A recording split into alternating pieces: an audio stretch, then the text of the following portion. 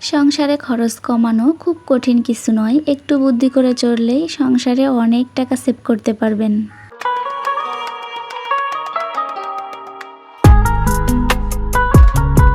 আসসালামু আলাইকুম, শুভ সকাল। যে যেখান থেকে আমার ভিডিওটি দেখা শুরু করেছেন, আশা করছি সবাই ভালো আছেন। আলহামদুলিল্লাহ, আমিও খুব ভালো আছি।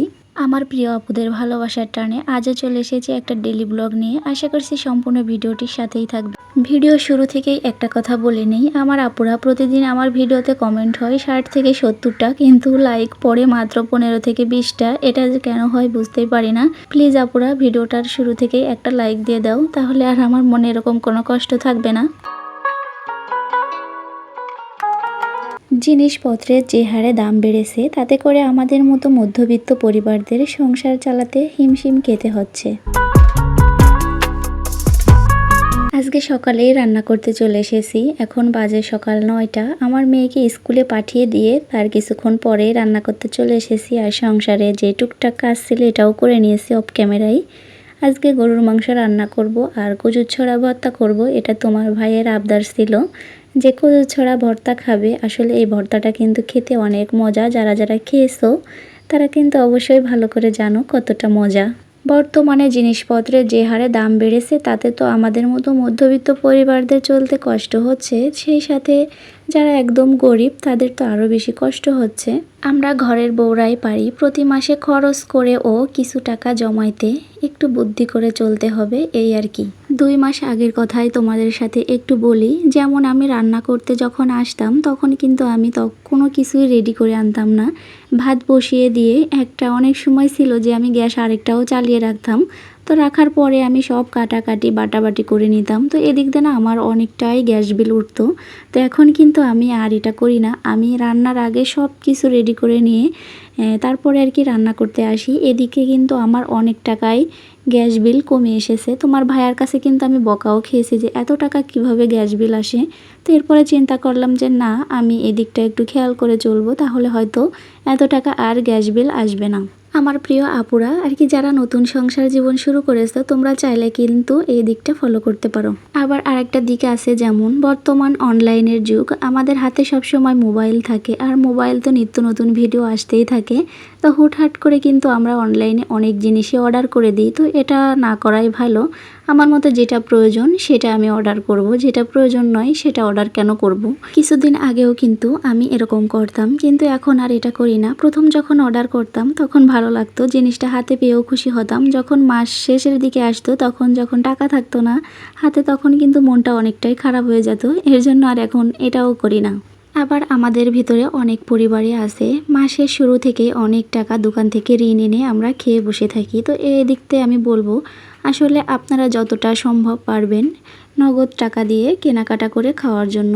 ঋণ না করাই ভালো। ঋণ করলে আসলে এই ঋণ শোধ হওয়া খুবই কষ্টকর মধ্যবিত্ত পরিবারের জন্য।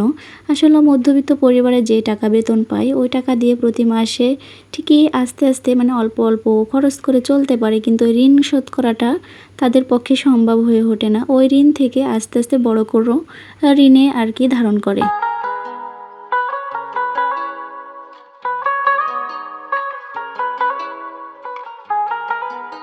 সংসার জীবনের শুরু থেকে অনেকটাই বোকা ছিলাম। এখন একটু একটু করে আপুদের ভিডিও দেখে চালাক হচ্ছি, এটা বলতে পারো।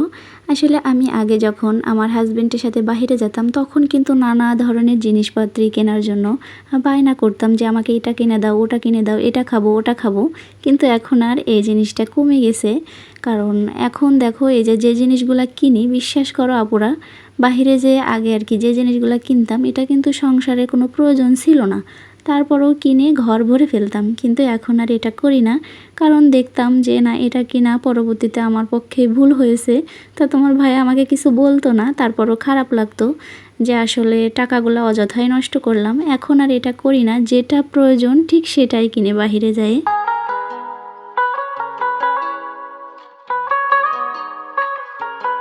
যাই হোক, আমার প্রিয় আপুদের সাথে অনেক কথাই বলে ফেলেছি, আর কথা বলতে বলতে রান্না তো করে ফেলেছি দুপুরে। আর এটা ছিল রান্নার পর প্রায় 2:30 বাজে, তোমার ভাইয়া অফিস থেকে আসার আগে আগেই এই কাজগুলো আমি করে নিয়েছি। আসলে রান্নার ফাঁকে ফাঁকে কিন্তু আমি অনেক কাজ করে ফেলি, শুধু যে রান্না করি এটা নয়।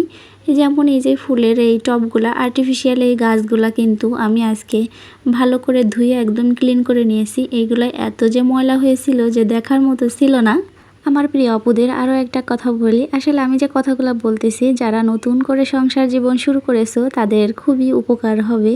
আর যারা পুরাতন আপুরা আছো তারা তো খুবই জ্ঞানী গুণী মানুষ, তাদের তো আমার কিছু বলার নাই। তাদের কাছ থেকে বরঞ্চ আমি আরও প্রতিদিন অনেক কিছুই শিখতে পারি ভিডিও দেখার মাধ্যমে।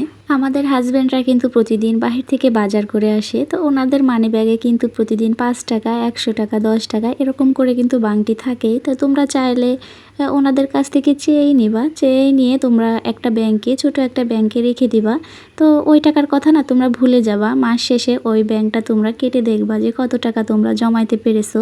আসলে ভিডিও শুরু থেকে যে আমি কথাগুলো বলেছি এখনও অবধি পর্যন্ত এই টিপসগুলা কিন্তু আমি ফলো করি, তোমরা চাইলে ফলো করবা। অবশ্যই তোমরা এর থেকে কিছু না কিছু ভালো ফল পাবা। আসলে আমি এই যে 5 টাকা 10 টাকার কথা বললাম, এটা কিন্তু আমি রেখে দিই প্রতি মাসে। দেখো আমার নিম্ন 500 টাকার মতো করে জমে, তো ওটা দিয়েও কিন্তু আমি আমার নিজের পছন্দ অনুযায়ী কিছু জিনিস কিনতে পারি। কিছু না পারলেও এই টিপসটা প্লিজ তোমরা একটু ফলো করিও।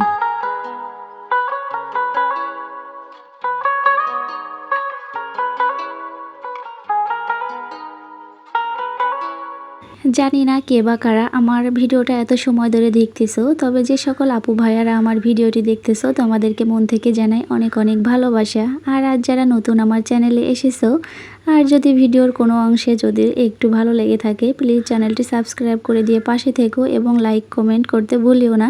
শেয়ার করে না সবাই আমি জানি, এজন্য আর কি বলবো না। প্রতিদিনের মতো আজও যখন ভিডিওতে ভয়েস দিচ্ছিলাম তখন একটা কাক এসে চিৎকার করতেছিল। আসলে যে সকল আপুরা আর কি পশুপ্রেমিক বা পাখি প্রেমিক তারা হয়তো রাগ করবে না, আর যারা পছন্দ করে না তারা হয়তো মন খারাপ করবে, তো এর জন্য সরি। যাই হোক আপুরা, আজকে তো রান্না করার সময় ওই যে গাছগুলা পরিষ্কার করে নিয়েছিলাম, তো আজকে না রোদও উঠেছিল বাহিরে, তো ওগুলা শুকাই গেছে, জায়গার জিনিস জায়গায় রেখে দিয়েছি। আর এখন রান্নাঘরের এর একটাও কিন্তু ধুয়েছিলাম, তো ভাবলাম যে একটু হালকা করে সব জিনিসপাতি একটু মুছে তোর একটা আবার জায়গা রেখে দিই। আর প্লেট বাটি যা যেখানে ছিল সব কিছুই কিন্তু একটু একটু করে ধুয়েও নিয়েছি। আর এর জন্য তোমাদের মাঝেও শেয়ারও করতেছি যে আমার আপুদের মাঝে তো আমি প্রতিদিন কিছু না কিছু একটু ভিডিও শেয়ার করি, তো এইটুকু আর কি ক্যামেরায় আর কি বন্দি করে নিয়েছিলাম। এই রান্নাঘরের একটা প্রায় 3-4 দিন পরপরই ধোয়া হয়, তারপরও কেন জানি না এতটা ময়লা কোথার থেকে আসে।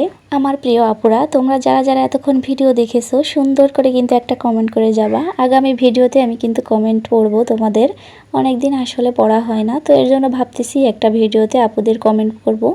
এই যে ভিডিও শেষ প্রান্তে চলে এসেছি, এখন বসে বসে বাদাম খাবো। বাদাম ভেজে নিয়েছিলাম, মা মেয়ে মিলে খাবো। তো তোমরা চাইলে চলে আসতে পারো আপুরা। সবাই ভালো থাকিও, দেখা হবে অন্য কোনো ভিডিওতে। আল্লাহ হাফেজ, আসসালামু আলাইকুম।